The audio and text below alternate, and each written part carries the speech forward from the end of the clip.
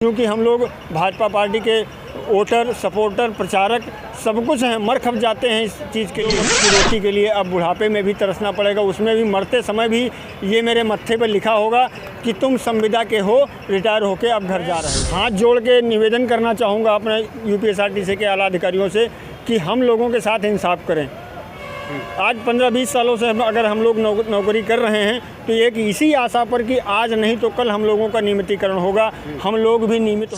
में ऐसा हो रहा है, ये बड़ी ताज्जुब की बात। खप जाएंगे लेकिन कभी नियमित नहीं। ठेका भर्ती है और उसमें। साथियों नमस्कार, मैं अवनीश त्रिपाठी आपके बीच एक फिर वीडियो के साथ आया हूं और वीडियो की शुरुआत मैं करूंगा। 2-3 खबरें हैं हमारे पास। तो पहली खबर ये है कि आगरा में इलेक्ट्रिक बस के जो चालक प्रचालक है उन्होंने हड़ताल कर दिया है और उनको 2 महीने का वेतन नहीं दिया गया है, जिसके नाते ये हड़ताल हुई। तो पूरी डिटेल में बातें करेंगे। फिर एक और दूसरी खबर है कि 15/9/2024 से 30/9/2024 तक संयुक्त चेकिंग अभियान चलेगा पूरे प्रदेश में। अब ये डग्गा मार वाहनों के खिलाफ चल रहा है कि कंडक्टर चालक प्रचालक के खिलाफ चल रहा है। इस पर थोड़ा सा विस्तार से भी बात करेंगे, क्योंकि चेकिंग तो हर साल होती है और चेकिंग में होता क्या है कि बस कोटा पूरा किया जाता है। कोटा पूरा करने का मतलब कागज में कार्रवाई होती है, हकीकत में कोई कार्रवाई नहीं होती। जो अभी 15 दिन बीतेगा फिर गाड़ियां धड़ल्ले से चलना शुरू हो जाएंगी। इस समय आय प्रभावित है। लगभग किसी भी डिपो में 50% से अधिक इनकम नहीं आ रहा है, लोड फैक्टर नहीं आ रहा है, सारे लोग परेशान हैं। तो इसके नया तरीका, चलो भाई चेकिंग अभियान चढ़ा है, कुछ हो सकता है बढ़ जाएगा, अच्छी बात है, बढ़ जाए तो अच्छी बात है। और रही तीसरी बात कि 2001 तक के जो संविदा कर्मचारी हैं जिनको आज तक नियमित नहीं किया गया है, तो कभी भी जो संविदा के अन्य कर्मचारी हैं जो ये सोच रहे हैं कि हमको नियमित कर दिया जाएगा, तो उनसे मेरा निवेदन है कि 2001 तक को याद कर लेना भाई। उसमें आदेश भी था कि 2001 तक के कर्मचारियों को नियमित करके और आगे की प्रक्रिया शुरू की जाए। जबकि 2001 तक के नियमित वाले कर्मचारियों में जो संविदा के लोग हैं जिनको करना था, उनकी संख्या पूरे प्रदेश में मैं बता रहा हूँ 150 से 50 की संख्या होगी, इससे अधिक संख्या नहीं होगी। हर डिपो में 2-4 लोग होंगे। जो सरकार इतनी नहीं कर पाई तो 19,000 भर्ती कैसे निकालेगी, कैसे आयोग के माध्यम से भर्ती करेगी। हाँ, जब आप ठेकेदारी के माध्यम से भर्ती कराते हैं, वहाँ दिखाते हैं कि 25,000 का डीडी लगेगा, विभाग में 10,000 का डीडी जमा होता है और 80,000 घूस देना पड़ता है, 1,20,000 घूस देना पड़ता है। ये मुख्यमंत्री योगी आदित्यनाथ के कार्यकाल की मैं बात बता रहा हूँ। जाइए ना, देखिए, पता करिए जितने ठेकेदार हैं जो बच्चों का नहीं हुआ, उनसे पता करिए कि उनका लिस्ट में नाम निकला और क्यों नहीं हुआ। भाई आपका नाम क्यों नहीं आया न्यू भर्ती में? तो कारण क्या है कि उनके द्वारा पैसे का डिमांड किया गया, भैया हम नहीं दे पाएंगे, बात खत्म है, हम योग्य हैं, हम पैसा नहीं दे पाएंगे। वो नहीं हुए। हो क्या रहा है कि गोरखपुर डिपो, गोरखपुर क्षेत्र की मैं बात कर रहा हूँ, यहाँ पे ड्यूटी करने वाले कौन है? इटावा के, मैनपुरी के, गाजियाबाद के, मथुरा के, मेरठ के, मतलब उधर के लोगों को इधर बुलाया गया है ड्यूटी करने के लिए, क्योंकि ये लड़के अगर कहीं भागेंगे तो फिर दोबारा अपना पैसा मांगने नहीं आएंगे। अगर इन लड़कों के साथ कोई दिक्कत परेशानी होगी तो ये लड़के अपना दर्द किससे कहेंगे, किसके पास जाएंगे? इनकी बात कौन सुनेगा? कोई नहीं। तो सेम प्रक्रिया यही लखनऊ में हुआ होगा या अन्य जगह पे जहाँ भी भर्तियां हुई हैं, प्रयागराज में भर्ती हुई है, चाहे अगर पूरे प्रदेश में जहाँ भी भर्ती हुई है, बरेली, मुरादाबाद, झांसी, कहीं भी भर्ती हुई, तो भर्ती में क्या हुआ है? उधर के लड़कों को इधर, इधर के लड़कों को उधर भेजा गया है और ठेकेदारों ने दिमाग लगाया है कि इधर के बच्चे अगर यहाँ रहेंगे तो ये ड्यूटी भी करेंगे और तनख्वाह नहीं देने पर पीटेंगे भी। हाँ, तो ये समस्या है।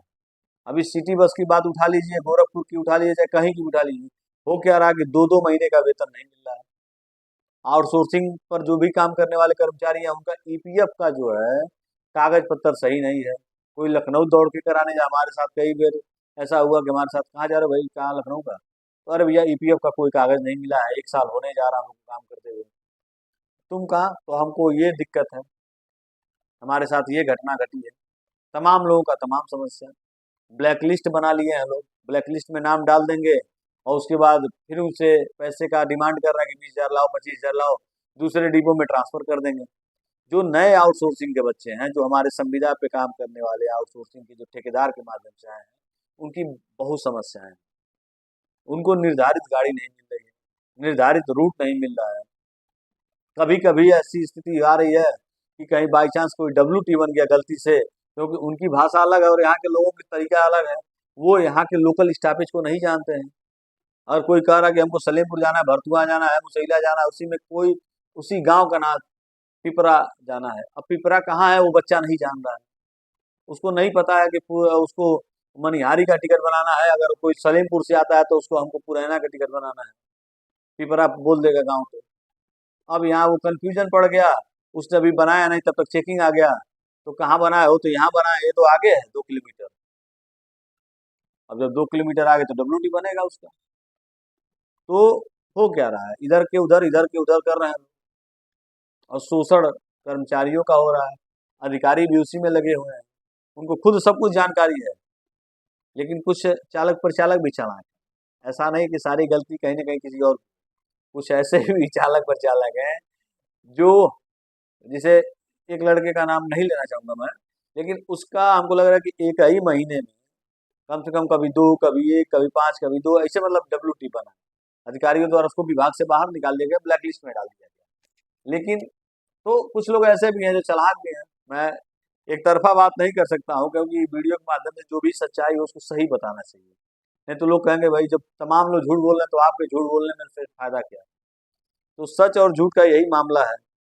तो बहुत सारी चीजें हैं और बहुत सारे लोग हैं। अभी देखिए ये जो 2 साल अ, आगरा के इलेक्ट्रिक बसों द्वारा जो हड़ताल किया गया है, उस पर थोड़ा सा मैं कहूँगा, इनका वेतन जो है नहीं मिला, 2 महीना हो गया, और कंटिन्यूअस 2 साल में कम से कम 5 ऐसे मैनेजर बदले गए हैं जो वेतन सारा देखते थे। तो ये प्रक्रिया समझ ले पूरे प्रदेश में अभी 250 बसें इलेक्ट्रिक नई आने वाली हैं, 7,000 नई बसें आने वाली हैं पूरे परिवहन विभाग में, हमको लग रहा है जनवरी तक आ जाएंगी। और इसीलिए इतनी भर्तियां हो रही हैं, चालक परिचालकों की भर्ती जम बम्पर निकल रही है। हमको लग रहा है दीपावली के पहले आपको इतनी भर्ती निकलेगी। सेवा योजन पोर्टल पे जाइएगा, CCC किए हैं तो आपको नौकरी पक्की मिलेगी। चालक बंधु अगर हैं तो 2 साल का अगर आपका लाइसेंस पुराना है तो आपको पक्की नौकरी मिलेगी। पक्की मतलब ठेकेदार के माध्यम से, संविदा के माध्यम से। आप ₹1.89 के हिसाब से आपका किलोमीटर होगा, वेतन होगा और प्रोत्साहन मिलेगा, तमाम चीजें हैं। मैंने बहुत सारे वीडियो इस पे बनाए हैं, अगर आप पीछे जब जाएंगे तो उसको देख सकते हैं। तो ये सब तमाम सूचनाएं हैं, तमाम लोगों को खबर है। एक वीडियो हमारे पास आया हुआ हैदरगढ़ के भाई हैं, तो उनके द्वारा कुछ बातें कही गई। 49 साल के बेचारे परिचालक महोदय हैं, उनके द्वारा अपनी बातों को कहा गया है दर्द के माध्यम से, चाहे हकीकत के माध्यम से। वो डरते डरते बता रहे हैं कि भाई अगर कहीं ऐसा ना हो कि हमारे साथ भी कोई कार्रवाई हो जाए, लेकिन उनकी बातों में सच्चाई है और वो सच्चाई सुनना चाहिए आपको। मैंने वीडियो की शुरुआत में भी उनकी थोड़ा सा एक क्लिप दिखाया है और अंत में मैं डाला हूँ, पूरा वीडियो है, पूरा देखिएगा, फिर उसके बाद छोड़ के जाइएगा। अच्छा लगे तो सब्सक्राइब कर दीजिएगा, अगर और अच्छा लगे तो 2-4 लोग और भेज दीजिएगा, और थोड़ा और पसंद आ जाए तो नीचे कमेंट लिख दीजिएगा, अपना नाम बता दीजिएगा, अपना कौन सा डिपो है बता दीजिएगा। अगर अपना मोबाइल नंबर दे देंगे तो मैं आपसे संपर्क करूँगा, क्योंकि 22 तारीख को मुख्यालय पर एक बड़ा कार्यक्रम तैयारी में चल रही है। अगर 22 तारीख को कार्यक्रम हुआ तो पूरे प्रदेश से सबको आना पड़ेगा। मेरा हाथ जोड़ के विनती है, निवेदन है कि एक बार आइए। अगर आप नहीं आएंगे तो फिर आपकी लड़ाई पड़ोसी नहीं लड़ेगा, ठीक ना। अगर आपके साथ कोई व्यवहार होगा, कुछ दुर्व्यवहार होगा, तो कोई पड़ोसी या पीछे के लोग नहीं आएंगे देखने। अगर आपको बच्चों का भोजन अच्छा नहीं मिलेगा तो पड़ोसी नहीं कराएगा। बच्चे अच्छे स्कूल में नहीं पढ़ेंगे तो सब लोग मजा लेंगे। तमाम चीज़ें हैं। आप संविदा पे हैं, संविदा पे ही निकल जाएंगे, संविदा पे ही मर जाएंगे, तो फायदा क्या। एक बार लड़ाई लड़िए ना। तमाम संगठनों में आप जुड़े हैं, आप एक संगठन में आइए ना, एक बैनर तले आइए। आप संविदा हैं, क्यों नहीं समझते हैं। आपको तमाम जगह कुर्सी लगाने के लिए, बैनर पोस्टर लगाने के लिए और नारा देने के लिए। मैंने देखा है एक जगह, वहाँ की मैं बात बता रहा हूँ, कि 500 कर्मचारी हैं, ठीक है, और जितने भी यूनियन के लोग हैं, किसी का 400, किसी का 500, मतलब 5 अगर यूनियन है तो पांचों ने 400 की रसीद कटाई। कितना हो गया, 4×5 = 20, यानी कि 2,000 कर्मचारी होना चाहिए, लेकिन कितने हैं, मात्र 500 कर्मचारी हैं, 2,000 की पर्ची कटी है। तो सब लोग संगठन केवल पर्ची मत कटवाइए, 100-100 रुपया देकर, यहाँ 100 रुपया दे दिए, वहाँ 100 रुपया दे दिए, वहाँ 100 रुपया दे दिए, फलाने भैया हैं कंप्यूटर पे तो फलाने भैया ड्यूटी बाबू हैं तो फलाने भैया ड्राइवर टेबल पे है तो फलाने भैया टीआई हैं, तो ऐसे करते रह जाएंगे, गला कट जाएगा आपका और भला नहीं होने वाला है। मेरा काम है कहना, मैंने कह दिया। बुरा लगे अच्छा लगे आपको जैसा लगे भाई, दुआ सलाम करते रहिएगा, जय श्री राम बोलते रहिएगा, नमस्कार। ठेका भर्ती है और उसमें इतना शोषण है कि अब ये सब जो ज़मीन स्तर पर रहने वाले हैं लोग खुद ही देख रहे हैं कि एजेंसी वाले कितना पैसा उनसे लूट लूट के उनको रख रहे हैं। और 2-4 दिन लोग बच्चे आते हैं, नौकरी करते हैं और चले जाते हैं, वो नौकरी भी नहीं कर पाते हैं। लेकिन अब उनके सामने ही बेरोज़गारी है, मजबूरी उनकी भी है कि कहीं 10,000 की नौकरी मिल जाए तो दूध रोटी मिल जाएंगी पेट की, जिससे पेट तो हमारा भरेगा। तो अब यही कहीं ना कहीं जेम पोर्टल में कुछ बातें सामने आ रही हैं कि अवैध वसूली भी होती है। अब अवैध वसूली है, 10,000 की यहाँ सिक्योरिटी है, 25,000 का ड्राफ्ट वहाँ लिया जा रहा है और ये सभी लोग जानते हैं विभाग को छोड़ करके। विभाग नहीं जानता, प्रशासन नहीं जानता है।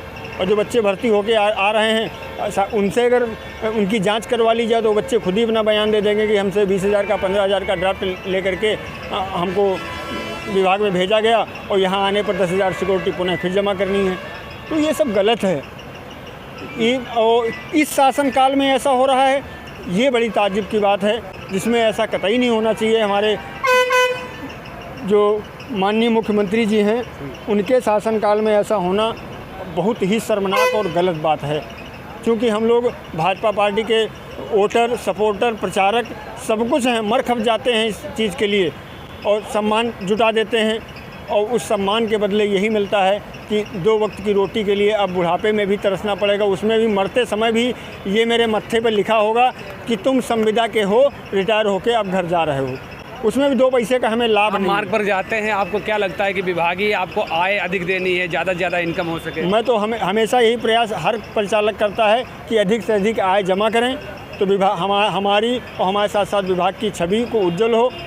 और हमेशा प्रत्येक कंडक्टर यही चाहता है। लेकिन अगर किसी कारणवश इनकम कम आती है तो ये व्यवसाय है।